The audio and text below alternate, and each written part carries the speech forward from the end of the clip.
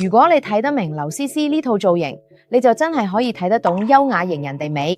劉詩詩屬於曲線型，中等份量感，係優雅型嘅風格。優雅型嘅關鍵詞就係收腰貼身，肩頸位要利落乾淨。呢套簡約嘅黑色毛衣配絲絨半身裙嘅造型，睇落好簡單。佢嗰啲 bling bling 禮服嘅花巧搶眼，但係就實實在在踩中咗優雅型嘅幾個亮點。髮型係盤髮，再配埋精緻細細粒嘅耳釘，適當佢點綴一下。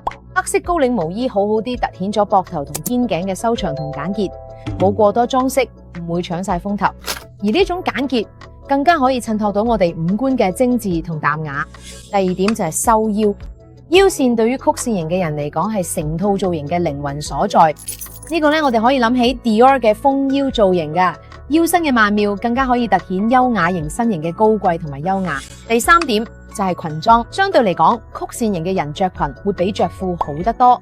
裙裝最能夠展現到呢一種曲線身形嘅搖曳風姿，褲都可以啦。不過咧，最好躺嘅質感純正啦，細緻有光澤嘅直筒過膝褲咧，會比窄腳褲更加襯啦。喺優雅型有咩穿搭雷區要避開呢？ Oversize 低落肩皮嘅大嘅款式重胯嘅型，或者喺質地粗糙嘅外套咧都唔太啱。呢啲衫只會吞噬咗呢種嬌嫩嘅面容，根本襯托唔到，反而會拉低成個造型嘅分數，做唔到錦上添花。